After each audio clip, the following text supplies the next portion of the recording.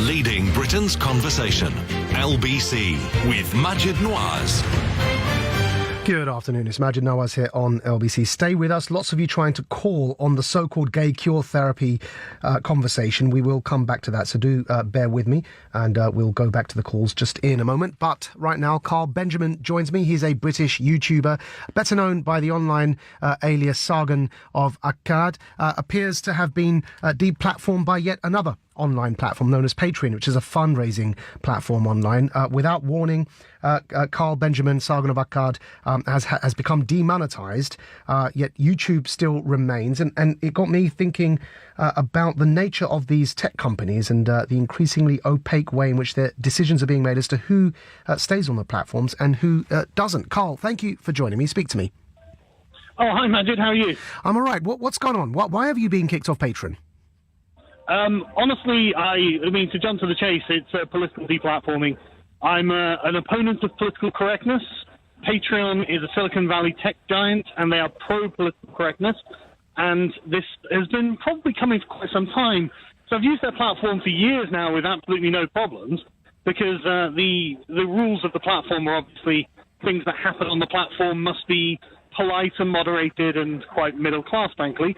And I've been told that something I've said off the platform was naughty, and for this crime against political correctness, despite the fact of not being against their own terms of service, I have been deplatformed. So let's get to that, Carl, because some of the stuff that, I mean, there's been this, now having met you before, I was surprised at what's being alleged. And they're alleged, and because when I met you, I didn't sense this, right? But it's being alleged by some people out there that you've said racist things and things mocking, for example, rape.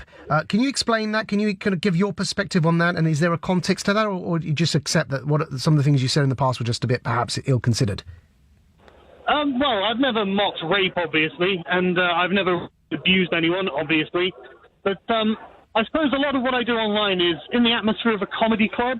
Yep. And I think it's understood like that with my audience. And so when you take that into a more formal setting, then obviously it does tend to lose the context and atmosphere in which it was said. So you can say that these things were offensive, and yes, a lot of the things I do say sometimes are offensive, but they're deliberately so to make a point, to prove something about the inherent contradiction of political correctness and what it's doing, frankly, to our country. So, I mean, possibly guilty, but probably not. Well, okay. What about because the Times ran this article about Jess Phillips MP and something you said on, I think, Twitter. Are you still on Twitter, by the way? No, I'm not on Twitter, no. Oh, there's by the way, just to let you know, there's a chap using the Sargon of Akkad name that has 12.5 thousand followers. That's not you. No, that's not me. There are lots of people impersonating me. Sorry, I'm in the street at the moment, and I'm trying to find more quiet places. Oh, no, that's okay. I can hear you. So speak to me about the allegation that the Times made about Jess Phillips MP and what you said regarding her rape.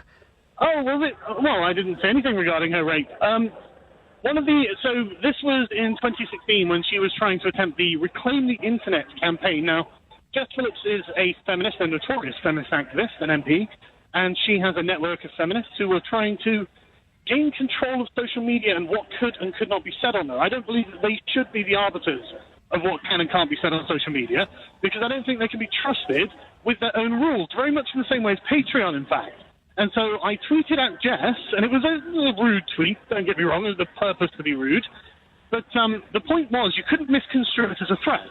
As rude as it was, there's certainly no interpretation of what I said that could be construed as a threat. And I did this deliberately to prove the point that the media would report it as being a threat anyway, which they did. Because, again, this is not about what's actually happened. This is about enforcing a new kind of regime.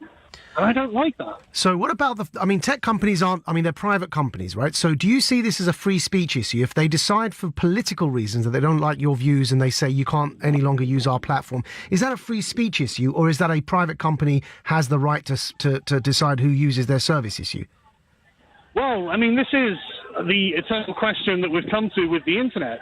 Where do we draw the lines and who gets to decide? Because I don't think anyone would say that government doesn't have a role in regulating tech companies and the internet, but I don't think anyone will also, on the other side, say we shouldn't have any kind of restrictions or anything like that. So really it's down to the negotiation that we have. But my concern is I'm very centrist politically, and now they've come for centrists who are just willing to be politically incorrect from time to time.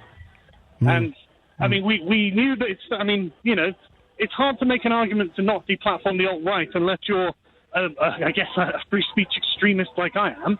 But that changes when you get to like an Alex Jones, who is deplatformed from multiple platforms in one day, and he's not someone who's a racist. He was a libertarian conspiracy theorist, and now it's come to a centrist liberal like myself. Yeah, I'm worried, Carl, about the echo chamber, and I'm worried, as you know, about how we're only listening to people we agree with these days, and that's where my interest in this conversation arises, and why my alarm bells start ringing when tech companies seem to be deplatforming increasingly vocal voices that don't necessarily conform to their liberal perspective on things. For me, that's worrying because of the echo chamber phenomenon. But thank you for joining me, Carl. That's Carl Benjamin, known as Sargon of Akkad, who's a British YouTuber, seems to have been deplatformed, not just from Twitter, but now also Patreon as well. We're going back to this conversation around